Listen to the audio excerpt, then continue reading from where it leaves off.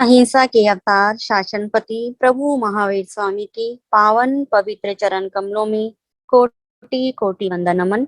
आत्मज्ञानी सदगुरुदेव युग प्रधान आचार्य भगवान पूज्य श्री शिव मुनि जी महाराज साहब के पावन पवित्र चरण कमलों में कोटि कोटि वंदन नमन। श्रमण संज्ञेय उपाध्याय भगवान आगम ज्ञाता पूज्य गुरुदेव श्री जितेंद्र मुनि जी महाराज साहब के पावन पवित्र चरण कमलों में कोटि कोटि वंदन नमन। ऑनलाइन कक्षा के प्रणेता उपाध्याय भगवान पूज्य गुरुदेव श्री रविंद्र मुनि जी महाराज साहब की पावन पवित्र चरण कमलों में कोटि कोटि वंदन नमन। आज पूज्य गुरुदेव को वंदन नमन करने का लाभ ले रहे हैं महासाध्वी धर्म ज्योति श्री अनिल कुमारी जी महाराज साहब की सुशिष्या घोर तपस्विनी महासाध्वी श्री चेतना जी महाराज साहब, घोर तपस्विनी महासाध्वी श्री बिल्लो चंदना जी महाराज साहब आदि ठाणे।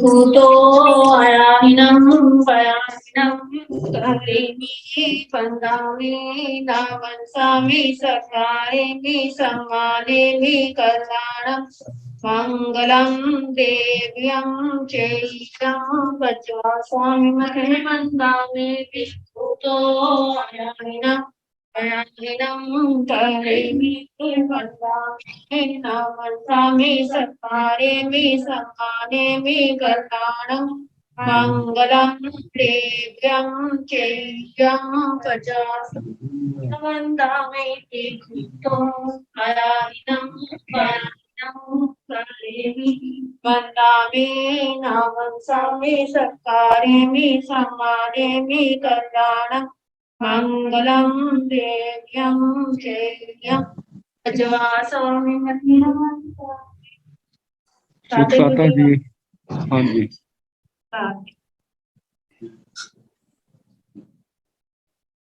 हमारे श्रवण संघ में साधु साध्वी जी महाराज द्वारा जो तपस्या की जा रही है, आगम वाचना सुनने वाले जो साधु साध्वी जी महाराज हैं उनके नाम इस प्रकार हैं।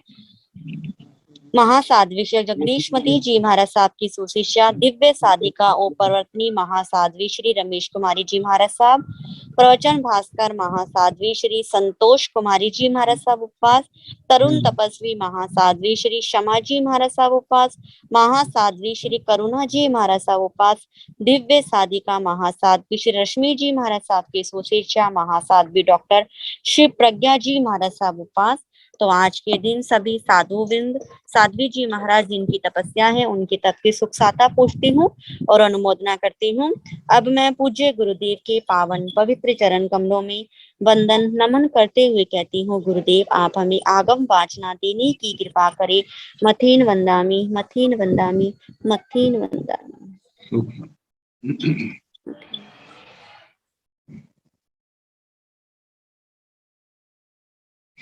नमो अरिहंताण नमो सिद्धाण नमो आर्याण नमो भुवनायाण नमो लोए सवसाहुण केशव पंच नमोकारो सब पावपणसण मंगलानंद समृद्धि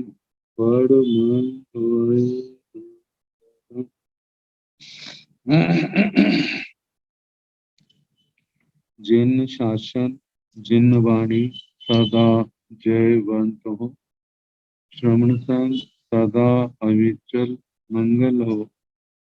मुक्ति को प्राप्त श्रमण भगवान महंत स्वामी उनकी परम पावन कल्याणी भागवती वाणी वाचक प्रमुख श्री इंद्र भूति गौतम आदि गणधर भगवत जुग प्रधानाचार्य परम पूज्य श्री सुधर्मा स्वामी जी महाराज उनकी परम पावन पाठ परंपरा वर्तमान आचार्य ध्यान योगी परम पूज्य श्री शिव मुनि जी महाराज एवं गुरुजन सबके पावन चरण स्मृतियों में मेरा अनंत अनंत बार वंदना नमस्कार।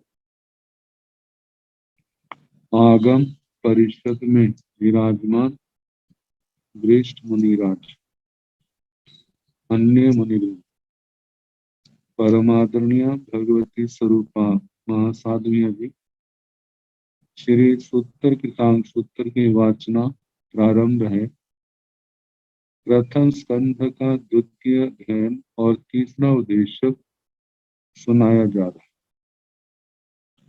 तो इसके 17 गाथाएं सुना चुके हैं। अब इसके आगे 18वीं गाथा।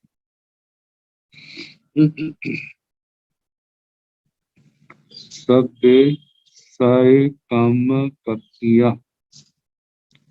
अवियत्तेन दूहेन पाणिनो हिंदन्ति भयाउला सढ़ा जाई जरा मरणे ही अभिदुता। सभ्य पाणिनो, सभी प्राणी संसार के, सय कम कपिया स्वकर्म कल्पिता, सय अपने अपने कम कर्म कर्म कपिया कल्पिता, मतलब संसार के जीवों को जो जो अवस्थाएं मिली, चाहे नरक पर्याय है, प्रेत पर्याय है, मनुष्य पर्याय है, देव पर्याय, एक इंद्रिय से लेके पंच इंद्रिय तक, पृथ्वी काय से लेके त्रस काय तक जितनी भी पर्याय हैं, ये सारी की सारी अपने कर्मों के द्वारा जो इस आत्मा ने कर्म किए हैं, उन्हीं कर्मों के परिणाम स्वरूप ये अवस्थाएं आत्मा को मिली हुई हैं। ताकि ऐसी अवस्थाओं से जो संसारी प्राणी जो युक्त हैं, इन अवस्थाओं में अव्यक्तेन दुहेन, अव्यक्त दुख से, अव्यक्त दुख, दुखों से पीड़ित है, लेकिन संसारी प्राणियों को इन दुखों के मूल का बोध नहीं है, ज्ञान नहीं है। इस दुख का क्या कारण है, कौन सा कर्म है। तो कहा इस दुख से जो पीड़ित प्राणी कैसे हैं, तीसरे चौथे चरण में शब्द आए हैं जो संसारी प्राणियों के विशेषण बता रहे। क्या क्या विशेषता है। पहले भया उला, भय से आकुल, सढ़ा, ये संसारी जीव क्या है, शठ, शठ का मतलब दुष्ट है, धूर्त है, माया के अंदर फंसे हुए हैं, कर्मों के चक्कर में जकड़े हुए। जाई जरा मरने ही अभिदुता, जाई जन्म, जरा वृद्धावस्था, मरण मृत्यु, मरणे ही ये तृतीया का बहुवचन, जन्म जरा और मृत्यु से, इनसे अभिदुता, अभिद्रुत है, आक्रांत है, पीड़ित है, दुखी है। ऐसे जीव हिंदंती, भ्रमंती, संसार में भ्रमण करते, संसार में भटक रहे हैं, एक गति से दूसरी, दूसरी से तीसरी, तीसरी से चौथी, एक काया से दूसरी काया में, एक जाति से दूसरी जाति में भ्रमण कर रहे हैं, एक पर्याय से दूसरी पर्याय में। जैसे जैसे कर्म उदय में आते जाते हैं, वैसी वैसी पर्याय इस आत्मा के ऊपर घटने शुरू हो जाती। तो इस प्रकार अपने ही कर्मों के कारण से, अपने दुख से, अव्यक्त दुख से, भय से बेचैन, आकुल, व्याकुल, शठ और जन्म जरा मृत्यु से आक्रांत, पीड़ित, हिंदंती, हिंदंती परिभ्रमंती, भ्रमण करते हैं। आगे बताया है, इनमेव क्षणं बीजानिया नो सुलभं बोहिंच आहियं एवं सह्ये अहि पासाय आह जीर्णो ईणमेव शेषगा ईणमेव खड़ं का जो हमें जे अवसर मिला है, जे मानव जन्म हम अपनी ओर देखें, जे साधु जीवन खड़ं जे कैसा क्षण अवसर है, यही अवसर है जिसमें ताकि नो सुलहम बोहियं च आहियं, ताकि बोधि ज्ञान भी सुलभ नहीं है, ताकि वो अवसर हमारे को मिला है बोधि प्राप्त करने का, ज्ञान दर्शन चरित्र तप की आराधना करने का, कहा जे सुलभ नहीं है। नो सुलहम बोहिंच आहियं, जे बोधि भी सुलभ नहीं कही है, और जो अवसर मिला है जे भी दुर्लभ है, आसान नहीं है। बी जानिया विज्ञाय, ऐसा जान करके, एवं सहिए अहि पासाय, एवं इस प्रकार सहिए ज्ञान आदि से संपन्न अथवा अपने हित को समझने वाला जो मुनि है, अहि पासाय विचार करे, विचार करे कितना सुंदर अवसर मिला है, जो व्यर्थ में ना जाए। इस समय जितना संभव है मैं विशुद्ध संयम का पालन करूं, शास्त्र स्वाध्याय करूं, मैं तपस्या करूं, जिससे नए कर्म रुक जाए, पुराने कर्म टूट जाए, मेरे को बाद में पश्चाताप ना करना पड़े, अरे इतना अच्छा अवसर मिला था मैंने कुछ किया नहीं। तो कहा है जो अवसर आपके पास है इसका ज्यादा से ज्यादा लाभ उठाए। आह जीनो, कहा ये किसने कहा है, ये जिन भगवान ने, अरिहंत परमात्मा ने, भगवान ऋषभ देव ने, भगवान महावीर स्वामी ने कहा है। इनमेव शेषगा, कहा जैसे वर्तमान शासन के मालिक शासनपति भगवान महावीर स्वामी है, जैसा भगवान महावीर ने कहा। इनमें यही बातें शेषगा, जो अन्य धर्म तीर्थंकर है वो भी यही बातें कहते हैं कि जो अवसर मिला है इसका लाभ उठाए, यदि लाभ नहीं उठाया तो आने वाले समय में किसके बल से बुद्धि प्राप्त करेंगे।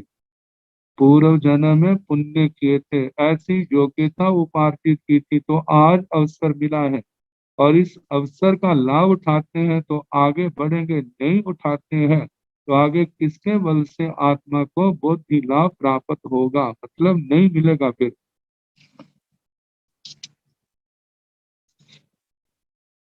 आगे बताया है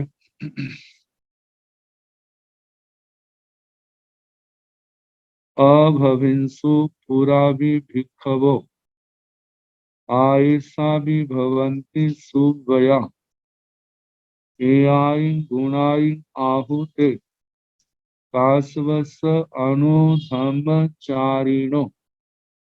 अभविंसु, ये भूतकाल की क्रिया है, ताकि भिक्षवो के भिक्षुओं, संतों को, साधु साध्वियों को संबोधन है। अभविंसु पूरा भी, पूरा पूर्व काल में वे तीर्थंकर भगवान अभविंसु हुए। आयसा भी भवंती सुवया, सुवया आयसा भी आगामी काल में, भविष्य काल में भी भवंती मतलब होंगे, भवंती क्रिया वर्तमान काल की, तो इसको भविष्यंती होंगे, पहले हुए अब हैं और आगे होंगे। सुवया एआई गुणाई आहुते, कहा सुवया उन सुब्रत पुरुषों ने, तीर्थंकर भगवंतों ने, जिन शासन के नायक अरिहंत भगवंतों ने एआई गुणाई आहु, इन गुणों को कहा जो मोक्ष के साधन है। ते कासवस्य अणुधर्मचारिणो, ताकि वे सुब्रत, वे तीर्थंकर भगवान और उनके बाद आने वाले जो साधक गण है, साधु साधवियां हैं, ताकि वे कासवस्य, काश्यप भगवान के अणु, काश्यप भगवान भगवान ऋषभ जी के अणुधर्मचारिणों, उनके धर्मानुयायी हैं, उनके धर्म के अनुसार चलने वाले हैं। ताकि जैसे भगवान ऋषभ देव ने कहा, भगवान महावीर स्वामी ने कहा, और जो जितने साधक हैं जो इस उपदेश का आचरण करते हैं, वे भगवान ऋषभ, भगवान महावीर स्वामी के धर्म का आचरण करने वाले, उनका अनुसरण करने वाले। आगे बताया है कि वह भगवान के कौन कौन से गुण कहे हैं। वैसे तो प्रारंभ से ही उन गुणों का वर्णन किया जा रहा है, लेकिन अब फिर आगे कहा जा रहा है, नभी पाण माहणे आय हिते अनियान संबुड़े एवं सिद्धा अनंतसो संपाई जेय अनागयावरे। ताकि तिविहेण भी, तीन कर्ण से, तीन योगों से, मतलब मन वचन काया से, इन तीनों से, पाण माहणे, प्राणियों का हनन मत करो, आय हिते, अपने हित में प्रवृत्त होना, अनियान संबुड़े, स्वर्ग आदि सुखों का निदान नहीं करना।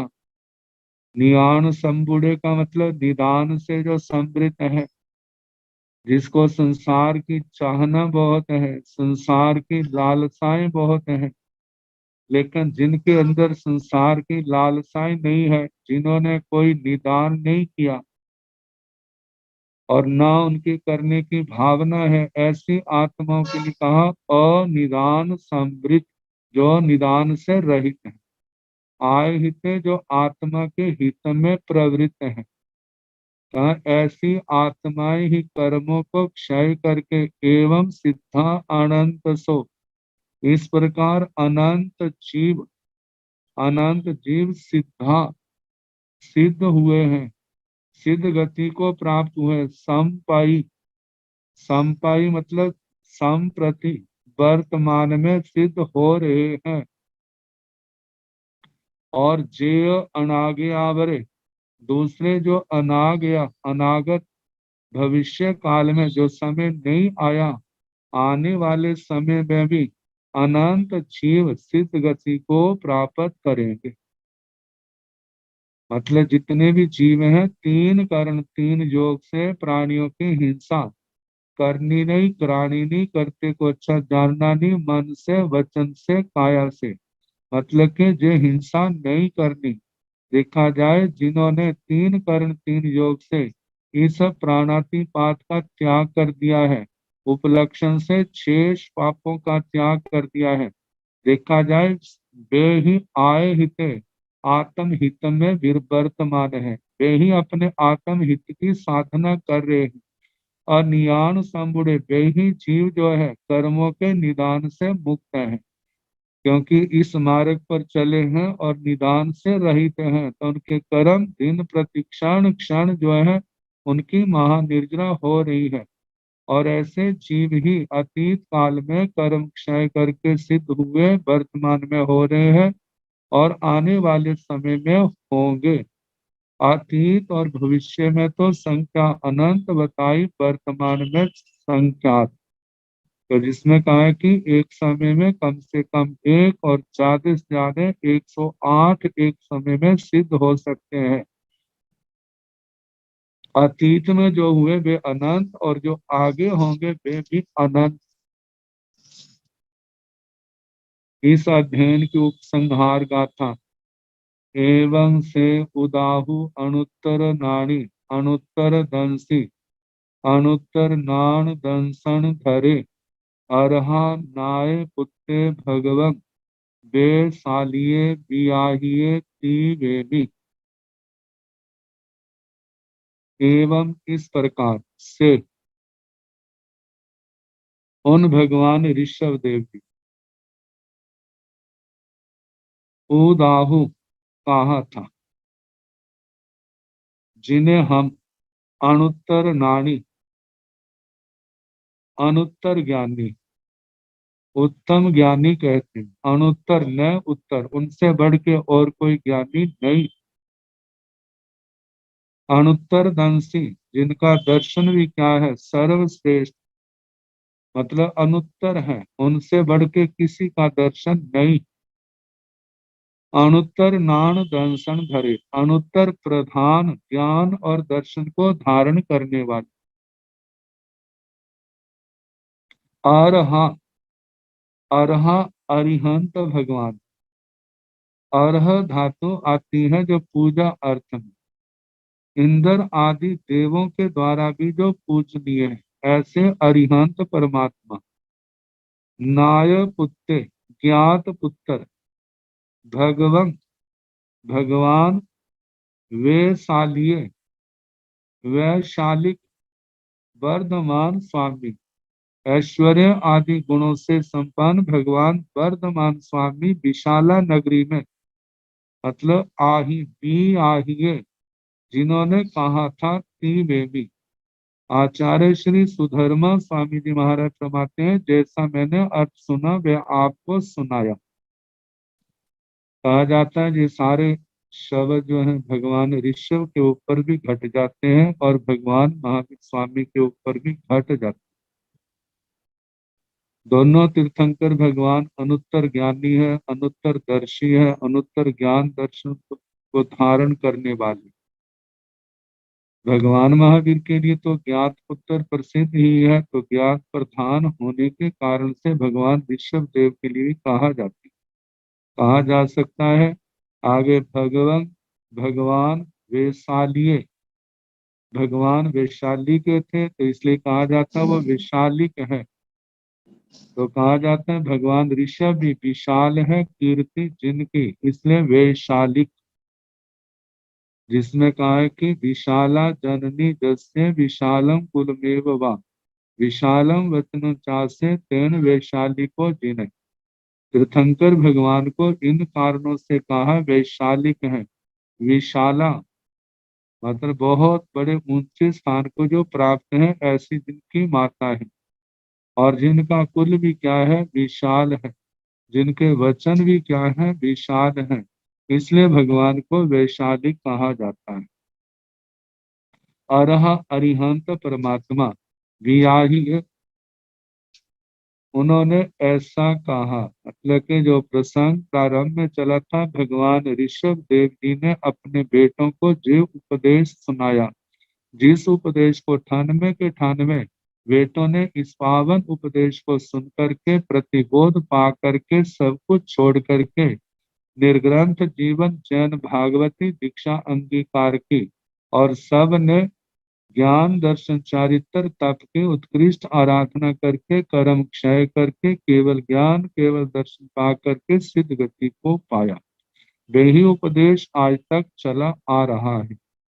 में आचार्य श्री सुधर्मा स्वामी जी महाराज फरमाते हैं, इस दूसरे अध्ययन का जैसा अर्थ मैंने सुना वह मैंने आपको सुनाया।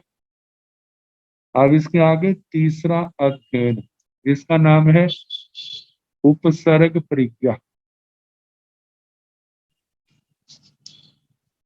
साधु जीवन में उपसर्ग कैसे आता,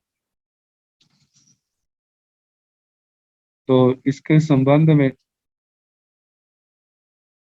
ताकि इससे पूर्व पहले और दूसरे अध्ययन की व्याख्या की जा चुकी है। पहले अध्ययन में स्व समय और पर समय वक्तव्यता के संदर्भ में यह बताया गया था कि कर्म बंधन और उनके कारणों को स्व सिद्धांत की दृष्टि से ज्ञ प्रक्रिया से जानकर प्रत्याख्यान प्रक्रिया से उनको तोड़े, और उसके पश्चात द्वितीय अध्ययन में उसी के संदर्भ में कर्म विदारण, कर्म बंधनों को तोड़ने के लिए साधना के विभिन्न पहलुओं को लेकर भगवान ऋषभ देव की भाषा में उपदेश दिया गया। और तीसरे अध्ययन में यह बताया गया है कि कर्म विधारण करते समय, कर्मों को नष्ट करते समय प्रसंगवश संबुद्ध स उव सका। इस पूर्व गाथा के अनुसार संबुद्ध सम्यक उत्थान से उत्थित साधक के सामने कई अनुकूल या प्रतिकूल उपसर्ग आने संभव है। अतः बोध संपन्न एवं संयम प्राण मुनि जो है उपसर्ग आने पर समभाव पूर्वक सहन करे, ये बताया। कहा जाता है जिस व्यक्ति ने जिस भी मार्ग पर जाना हो, उस मार्ग को जानने वाले जो हैं, जाने वाले को पहले बता देते हैं कि आने वाले रास्ते में ऐसे ऐसी परिस्थितियां आती हैं, उनका आपने ऐसे ऐसे सामना करना है। यदि वो इसके जानता है और तैयार होके जाता है तो पूर्ण सफलता की संभावना होती है। जब बिना जाने बिना सोचे चल पड़ता है और अचानक ऐसी परिस्थितियां विपरीत आ जाती हैं, तो प्राय करके व्यक्ति जो है घबरा जाता है और आगे बढ़ने की अपेक्षा वो पीछे हट जाता है। तो तीर्थंकर भगवंतों ने आने वाले साधकों को ये सब बता दिया कि जिस मोक्ष मार्ग पर चल रहे हैं वहां पर कैसे कैसे विपरीत परिस्थितियां, वातावरण से विपरीत परिस्थितियां पैदा होती हैं, आपने उनको कैसे उनका सामना करना है। तो कहा कि समभाव पूर्वक सहन करे, ऐसे बताया है। तो इस अध्ययन का संक्षिप्त परिचय जो है, उपसर्ग प्रज्ञा नामक इस अध्ययन में श्रवण धर्म का पालन करते समय आने वाले कई अनुकूल और प्रतिकूल उपसर्गों का निरूपण है। इन उपसर्गों का वर्णन है, कैसी कैसी परिस्थितियां आती हैं जहां अर्थाधिकार दो प्रकार का है, अध्ययन अर्थाधिकार और उद्देश्य अर्थाधिकार। अध्ययन अर्थाधिकार तो संबुद्ध स उब सका गाथा के द्वारा निर्युक्तिकार ने पहले ही बता दिया है कि मोक्ष मार्ग पर चलने वाले के जीवन में उपसर्ग आते हैं। तो इसमें उपसर्ग, इस अध्ययन में उपसर्गों का वर्णन है। और उद्देश्य जो उद्देशक है उनका अर्थाधिकार जो है, इस अध्ययन के 4 उद्देशक हैं, जिनके संबंध में ऐसा कहा है कि प्रथम उद्देशक में प्रतिलोम प्रतिकूल उपसर्गों का वर्णन है। दूसरे उद्देशक में अनुलोम स्वजनकृत अपने परिवार के द्वारा किए गए उपसर्गों का वर्णन है, निरूपण है। और उसके बाद तृतीय उद्देशक में आत्मा में विषाद पैदा करने वाले अन्य तीर्थिकों के, अन्य मतावलंबियों के तीक्ष्ण वचन रूप उपसर्गों का विवेचन है।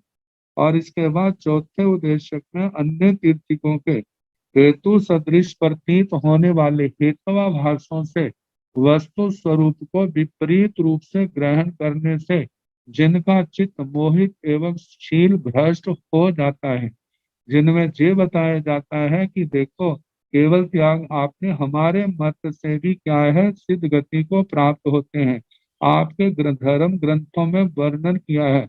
तो वहां पर प्रत्येक बुद्धों के नाम दिए जाते हैं कि जैसे हमारा आचार का पालन करने वाले, और वो 6 काया के जीव या कच्चे पानी आदि का इन चीजों का सेवन कर लेते थे, वो भी सिद्ध गति को प्राप्त हुए हैं। तो इसका मतलब केवल आपसे नहीं, हमारे से भी जाते हैं। और जो हमारे नायक है उनका वर्णन आपके ग्रंथों में भी दिया है। वो ऋषि भाषी सूत्र के अंदर जो उन ऋषियों का वर्णन उन्हीं के उदाहरण देकर के समझाते हैं। तो कहा कितने अपरिपक्व साधक जो है वो विचलित हो सकते हैं, उनकी स्थिरता के लिए चौथे उद्देशक में उसका वर्णन किया गया है। तो कहा कि उन्हें अपने सिद्धांत पर से युक्ति संगत हेतुओं द्वारा यथार्थ बोध देकर के उक्त उपसर्ग में स्थिर रहने का उपदेश दिया गया है। अब उपसर्ग शब्द है, उपसर्ग तो एक तो भाषा शास्त्र में व्याकरण में प्र प्रा अप सम अनु अव दे आते हैं। लेकिन जहां पर उपसर्ग का अर्थ बताया है, आचार्य श्री भद्रबाहु स्वामी जी निर्युक्तिकार आचार्य, उन्होंने कहा आगंतु गोय कीला करो, कीला घरो गरो, यस जो सो उब सको। आगंतुक है जो बाहर से आने वाला है, दया करे दूसरे के द्वारा दिया जाता है।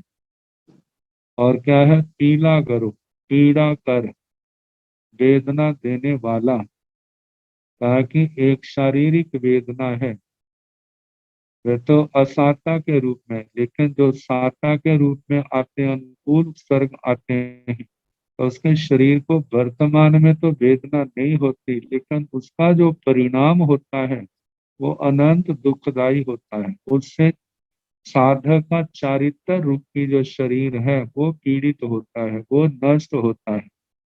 तो कहा जो आगंतुक है, पीड़ाकर है, जो जो सो उब सगो, वह उपसर्ग है। तो इसमें जो है स्थानक सूत्र में इन उपसर्गों का बहुत विस्तार से वर्णन किया गया है। कहते हैं जो किसी देवता, मनुष्य या त्रियंच आदि द्वारा दूसरे पदार्थों से आता है, जो देह को अथवा संयम को पीड़ित करता है, वह उपसर्ग कहलाता है। जहां पर जो उपसर्ग की परिभाषा दी है, जो परिसर शब्द भी आता है, उपसर्ग भी आता है। कितनी बार लोग पूछ लेते हैं परिसर और उपसर्ग में क्या अंतर है। तो जहाँ परिसर तो परिसर कई बार दूसरे के द्वारा दिया नहीं होता, लेकिन अपने कर्मों के द्वारा कितने परिसर दूसरे के द्वारा दिए भी होते हैं, लेकिन कितने दूसरा देने वाला तो नहीं, लेकिन स्वयं ऐसी परिस्थितियां बन जाती हैं जिनके कारण से उन वेदनाओं में से मुमुक्षु आत्मा को गुजरना होता है, निकलना होता है। लेकिन जहां पर बताया है कि उपसर्ग जो है वो प्राय करके दूसरे के द्वारा ही दिए गए होते हैं, तो वो देने वाले कौन है? वो देवता भी हो सकते हैं, देव देवियां, मनुष्य मनुष्यनियां भी हो सकते हैं, त्रियंच त्रियंचनियां भी हो सकते हैं। अब नारकियों का तो जहाँ आना नहीं है, वो तो अपने नर्क स्थानों में है, साधक का वहां पर जाना नहीं, इसलिए साधु साध्वी के जीवन में उनका वर्णन नहीं आया। तो कहा देवता, मनुष्य, त्रियंच आदि दूसरे पदार्थों से आता है, जो देह को अथवा संयम को पीड़ित करता है, वह उपसर्ग कहलाता है। उपताप जो संताप दुख है, शरीर पीड़ोत्पादक इत्यादि शब्द उपसर्ग के पर्यायवाची। उपसर्ग या तो देवकृत होते हैं या मनुष्यकृत होते हैं, अथवा त्रियंचकृत होते हैं, त्रियंचों के द्वारा दिए गए, अथवा आत्म संवेदन रूप होते हैं, क्योंकि संवेदना तो आत्मा को ही होती है। उपसर्ग को विभिन्न दृष्टियों से समझने के लिए उसके अर्थ निरूपक छह निक्षेप किए जाते हैं। आचार्य श्री भद्रबाहु स्वामी ने निरुक्ति में इनका विस्तार से वर्णन किया है। तो संक्षेप से जहाँ पर हिंदी टीकाकार ने भी इसका वर्णन किया है। कहा कि नाम उपसर्ग, स्थापना उपसर्ग, द्रव्य उपसर्ग, क्षेत्र उपसर्ग, काल उपसर्ग और भाव उपसर्ग। किसी का गुण शून्य उपसर्ग नाम रख देना, वो नाम उपसर्ग है। मानो किसी का नाम रख दिया उपसर्ग, कुछ भी रखा जाता है, क्योंकि जो व्यक्ति की इच्छा के ऊपर निर्भर है, तो वो केवल नाम का उपसर्ग है। और दूसरा आगे कहा है कि उपसर्ग सहन करने वाले की या उपसर्ग को सहन करते समय की अवस्था को चित्रित करना या उसका कोई प्रतीक रखना स्थापना उपसर्ग है। कितनी बार फोटो आदि में कोई अज्ञानी व्यक्ति संतों को, साधियों को, भगवान को उपसर्ग देते हैं, तो वो कैसे चित्र रूप में हमारे सामने होता है, तो वो स्थापना उपसर्ग है। द्रव्य उपसर्ग, उपसर्ग करने वाले या योग है कि उपसर्ग करने के साधनों के रूप में दो प्रकार का होता है, एक सचेतन द्रव्य का और एक अचेतन द्रव्य का। चेतन प्राणी त्रयंच और मनुष्य अपने अंगों का घात करके जो उपसर्ग उत्पन्न करते हैं, देह पीड़ा करते हैं, सचित द्रव्यकृत उपसर्ग है। और काष्ठ आदि उच्च अचित द्रव्यों के द्वारा किया हुआ अपने अंगों का घात आदि अचित द्रव्य कृत उपसर्ग है। जिस क्षेत्र में क्रूर जीवना चोर आदि के द्वारा शरीर पीड़ा आदि होती है, या कोई वस्तु किसी क्षेत्र में दुख उत्पन्न करती है, उसे क्षेत्र उपसर्ग कहते हैं। ऐसे क्षेत्र लाद आदि अनार्य देश हैं। क्षेत्रोपसर्ग का कि बहु ओघमय रूप भी होता है, जिसका आगे वर्णन है। इसके अनुसार जिस क्षेत्र में समूह रूप से बहुत से भय स्थान खतरे होते हैं, वह क्षेत्रोपसर्ग बहु ओघमय होता है। जिस काल में एकांत रूप से दुख ही होता है, वह दुखम आदि कालोपसर्ग। ग्रीष्म शीत आदि भी अपने अपने समय में दुख उत्पन्न करते हैं, उसे भी कालोपसर्ग कहा जा सकता है। ज्ञानावरणीय और साता वेदनीय आदि कर्मों का उदय होना जो भाव उपसर्ग। आगे बताया है, नाम स्थापना को छोड़कर पूर्वोक्त सभी उपसर्ग औगिक और औक्रमिक के भेद से दो प्रकार के होते हैं। अशुभ पर कर्म प्रकृति से उत्पन्न भाव उपसर्ग को औगिक उपसर्ग कहते हैं, जो अपने अशुभ कर्मों के कारण से उत्पन्न हुआ है। और दूसरा कहा है कि डंडा चाबुक शस्त्र आदि के द्वारा दुख की उत्पत्ति करने वाला उपसर्ग जो है, वह औक्रमिक उपसर्ग कहलाता।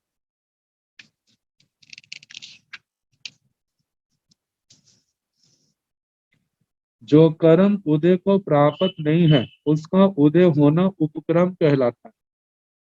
जिस द्रव्य के उपयोग करने से अथवा जिस वस्तु के द्वारा असाता वेदनीय आदि अशुभ कर्म का उदय उपक्रम होता है, और जिसके उदय होने से अल्प पराक्रमी साधक के संयम का विनाश विघात हो जाता है, या संयम में विघ्न पैदा हो जाता है, उस द्रव्य के द्वारा उत्पन्न संयम विघातक उपसर्ग को औपक्रमिक उपसर्ग कहते हैं। तो इस जगत में मोक्ष प्राप्ति के लिए प्रवृत्त मुनियों का संयम ही मोक्ष का प्रधान कारण है। अतः इस संयम में विघ्न पैदा करने का जो कारण है, उस औपक्रमिक उपसर्ग का ही जहाँ वर्णन है, औगिक उपसर्ग का जहाँ वर्णन नहीं। वह औपक्रमिक उपसर्ग द्रव्य रूप से चार प्रकार का है: देवकृत, मनुष्यकृत, त्र्यंचकृत, आत्म संवेदनकृत। तो जिसमें पहला है देवकृत आदि उपसर्गों के प्रत्येक के चार चार प्रकार होते हैं। पहला बताएं देवकृत दिव्य उपसर्ग, हंसी मजाक के कारण से। देवता आपस में बैठे हैं, देव देवियां देखे हंसी मजाक में किसी साधु साध्वी को उपसर्ग देते हैं, कष्ट देते हैं, देखते हैं क्या करता है, तो कहा हंसी मजाक से। दूसरा है द्वेष के कारण से, कि पूर्व जन्म के आपस का बैर होने के कारण से घृणा भाव द्वेष आ गया, उसके कारण से कष्ट देते हैं। आगे परीक्षा करने के लिए कारण के लिए भी उपसर्ग, देखें इसके अंदर कितनी समता है। तो परीक्षा के कारण और नाना कारण से, सारे कारण जो तीन के हैं, तीनों मिलकर के भी हो सकते हैं। तो ऐसे चार प्रकार बताए हैं। पहले हंसी मजाक में द्वेष के कारण, परीक्षा के कारण और नाना कारण, ये सारे कारण। मनुष्यकृत उपसर्ग वे भी हंसी मजाक से, द्वेष से, परीक्षा के लिए और कुशील सेवन की दृष्टि से उपसर्ग दिए जाते हैं। त्रियंचों के उपसर्ग भी चार प्रकार के हैं, जैसे भय के कारण, द्वेष के कारण, आहार करने के कारण, या अपने बच्चे आदि की रक्षा के लिए भी उपसर्ग कर सकते हैं। तो कहा आत्म संवेदन रूप उपसर्ग भी चार प्रकार के होते हैं, जैसे नेत्र, अपने शरीर के अंदर वेदना होना, और नेत्र आदि अंगों को रगड़ने से, अंगुली आदि अंगों के कट जाने या सट जाने से, स्तंभन रक्त आदि का बीच संचार रुक जाने से, ऊपर से ऊपर से गिर जाने से, अथवा वात पित्त कफ और इनके समूह से उत्पन्न चतुर्विध उपसर्ग भी आत्म संवेदन रूप कहलाते। तो बताया पूर्वोक्त देवकृत आदि चारों प्रकार के उपसर्ग अनुकूल और प्रतिकूल के भेद से 8 प्रकार के हैं। मतलब ये चारों में 4 मतलब के अनुकूल हो गए, 4 प्रतिकूल। तो कहा कि देवकृत आदि चारों उपसर्गों के साथ प्रत्येक के पूर्वोक्त 4 प्रकारों को जोड़ने से, परस्पर मिलाने से उपसर्गों के 16 भेद हो जाते हैं। प्रत्येक के 4 भेद हैं, तो चारों के 16 हो गए। जो उपसर्ग किस किस तरीके से प्राप्त होते हैं, प्राप्त हुए इन उपसर्गों को सहन करने में क्या क्या पीड़ा होती है, इस अध्ययन में उन्हीं का वर्णन किया जाएगा। यही इस अध्ययन का अर्थाधिकार। अप्रथम उद्देश्य जब पहले कहा जा चुका है, प्रथम उद्देश्य में प्रतिकूल उपसर्ग का अर्थाधिकार है। साधु जीवन में प्रतिकूल उपसर्ग कैसे आते हैं, तो प्रथम गाथा है सूरंग मन्नाई अपाणंग जाव चेयंग ने पसती जुझंतं दड़ धम्माण शिशु पालोव महारह।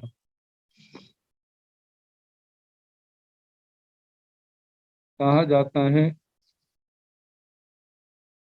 संसार पक्ष और अध्यात्म पक्ष। पहले संसार पक्ष से दिया है, कोई व्यक्ति सूरंग मन्नाई अपाण, अपने को शूरवीर मानता है।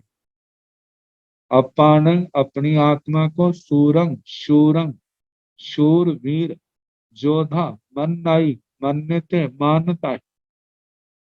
कब तक, जब तक चेयंग ने पसती, अपने विजेता को नहीं देख लेता, अपने से ज्यादा बड़े को नहीं देख लेता, बड़े योद्धा को, तभी तक वो अहंकार में फुल्ले नहीं समाता, मैं बड़ा योद्धा हूँ, अपनी डिंगे हाँकता, मैं बहुत बड़ा हूँ। ताकि दृष्टांत दिया है वासुदेव श्री कृष्ण जी का और शिशुपाल का। जुझंतं दड़ धम्माण शिशुपालोव महारह, ताकि युद्ध करते हुए दृढ़ धर्मा महारथी वासुदेव श्री कृष्ण जी को जैसे शिशुपाल ने देखा है, उसकी सारी गर्भोक्तियां जो है गायब होगी, दूर होगी, एकदम घबरा गया। शिशुपाल और वासुदेव श्री कृष्ण जी महाराज के संबंध में ऐसा कहा जाता है। माद्री ये वासुदेव श्री वसुदेव जी की बहन, मतलब उनकी बहन का बेटा शिशुपाल था। कथाकार ऐसे फरमाते हैं कि जन्म जात इनके शरीर में 4 भुजाएं थी। तो जो ज्योतिष आदि पंडित आदि देखते हैं, कहते हैं बहुत बड़ा शूरवीर होगा। तो किसी ने कहा जिसको देख करके इसकी 2 भुजाएं अदृश्य हो जाएंगी, नष्ट हो जाएंगी, उस व्यक्ति से ही इसको भय होगा। तो कहा जाता है जब वासुदेव श्री कृष्ण जी को इसने देखा, तो दूसरे मनुष्य के समान ही इसकी 2 भुजाएं रह गई। जब उस बच्चे की मां को पता चला, तो उसने वासुदेव श्री कृष्ण जी के चरणों में गिरा के कहा कि बेटा, यदि ये भूल करे तो इसको क्षमा कर देना। तो कथाकार कहते हैं उन्होंने कहा था कि बुआ जी मैं 100 बार तो इसको क्षमा कर दूंगा, लेकिन जब 100 बार से ज्यादा इसने अपराध किया तो फिर मेरे लिए क्षमा करना मुश्किल हो जाएगी। तो कहा जाता है कि जब तक 100 अपराध इसके पूर्ण नहीं हुए तो वासुदेव ने कुछ नहीं कहा, लेकिन जैसे 100 अपराध पूर्ण हुए हैं, 101वां किया है, तो उसके बाद इनके ऊपर सुदर्शन चक्कर चला दिया और इसका वध हुआ। तो कहा जाता है कि जैसे बाहरी दुनिया में कोई शूरवीर योद्धा अपने आप को तब तक मानता है जब तक उसका विजेता सामने नहीं आता, जैसे वासुदेव श्री कृष्ण जी के सामने जब तक जो शिशुपाल नहीं आया था तभी तक अपने आप को शूरवीर मानता है, लेकिन जब वो आए हैं और उसकी जो सुगंध ली थी, जो प्रतिज्ञा की थी, पूर्ण हुई है, तो उसके बाद सारे का सारा उसका खेल खत्म हो गया। आगे तो बाह्य दुनिया का दृष्टांत है, इसको आगे फिर बताया जाता है। बाह्य दुनिया के ही दृष्टांत के माध्यम से साधु साध्वी के परिसर इन उपसर्गों का वर्णन किया जाए। आगे बताया है, पयाता सूरा रण शीसे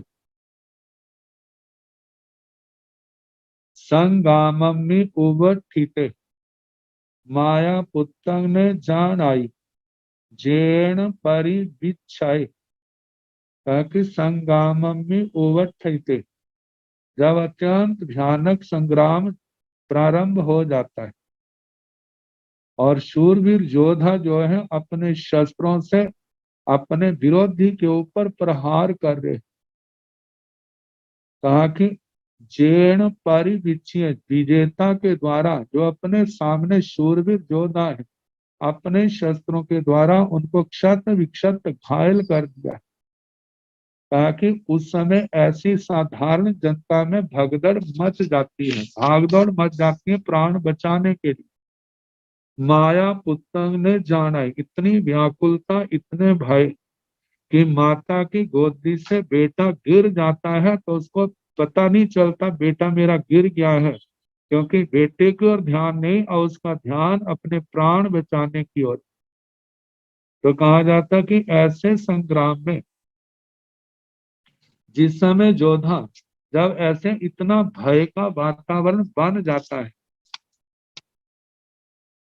अब इसी दृष्टांत को अब जहां पर घटाया जा रहा है कि साधु जीवन एवं सेहे भी अपुट्ठे भिखारिया अकोविये सूरंग मन्नति अपान जाव लूहंग ने सेवय।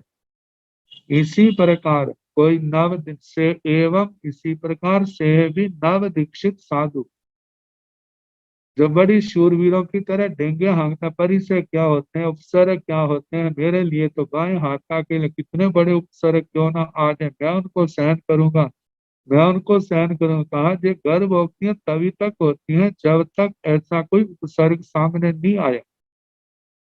कहा कि जो अपरिपक्व साधकों के संबंध में है, लेकिन एक ऐसे परिपक्व साधक भी है, कहते हैं वो बोलते कम है वो करके दिखाते हैं। तो कहा एवं इस प्रकार से भी अपुट्ठे नव दीक्षित साधु जो है अपुट्ठे, जो परिसर उपसर्गों से अभी सपृष्ट नहीं हुआ, उसके जीवन में परिसर उपसर्ग नहीं आए। भिखारियां अकोपिय, वो नव दीक्षित जो है भिक्षाचरी में भी क्या है, कोविद निपुण नहीं है। सूरंग मन्नति अपाणंग, वह अपने आप को शूरवीर मानता है कि मैं परिसर सहूंगा, मैं उपसर्गों को समता से सहन करूंगा। लेकिन कहा जाए तभी तक है जब तक उसके जीवन में वो संयम और परिसर उपसर्ग नहीं आए। जाव लूहंग न सेवाए, जाव जब तक वह लूहंग, लूहंग का जहां पर अर्थ है संयम,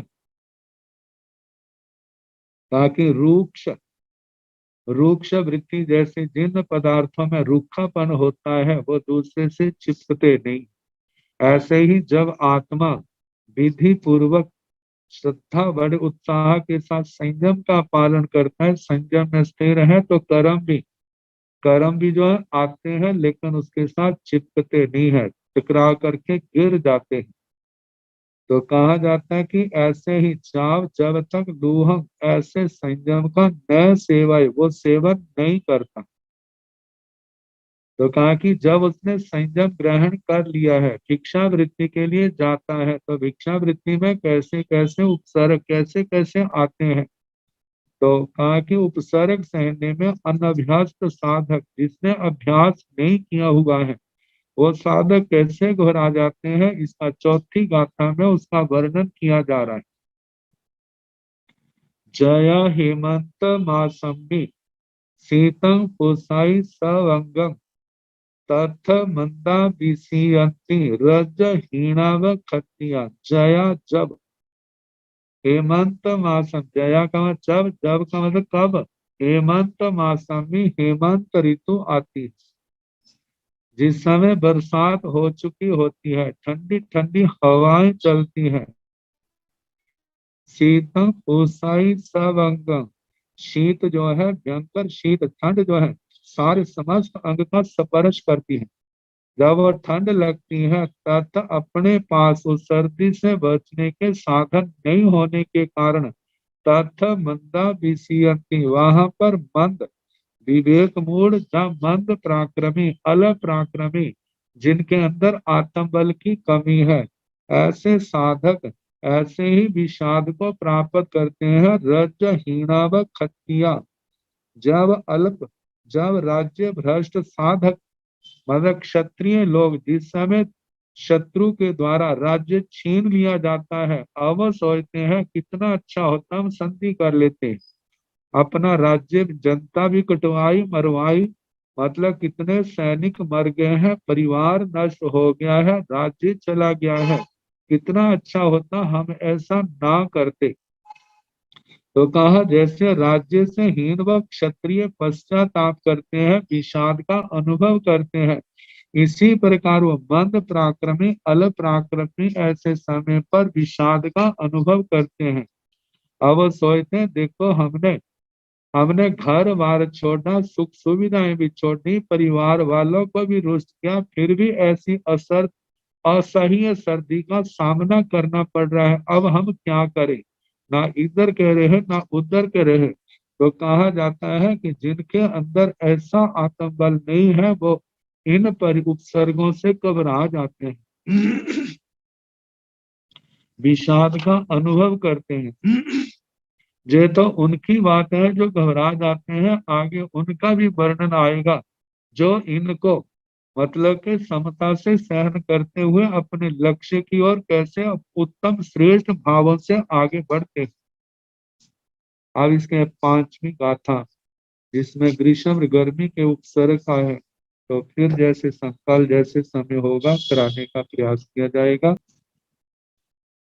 संयम सिद्धेश्वरी महासाध्वी कुसुम प्रभा जी महाराज का समाधि पूर्वक संहारा चल रहा है उनकी सुखसाता पूछते हैं और उसके साथ समाधि भाव की शुभ मंगल कामना करते हैं नमो अरिहंताण नमो सिद्धाण नमो आयर्याण नमो उगधायाण नमो लोये समसाहोण ऐसो पंच नमो कारो सब पाव पनासनो मंगलानंद पाड़मं भवाई मंगलम श्री तथारि मंगलारि मंगलम सिद्धा मंगलम साहु मंगलम केवली मनस्सो मंगलम चतारि लोग तुम्हारी हंता लोग तुम सिद्धा लोग तुम साहु लोग तुम केवली मनस्सो लोग तुम चतारि शरणं प्रवज्जामि हरिभक्ते शरणं प्रवज्जामि सिद्धे शरणं प्रवज्जामि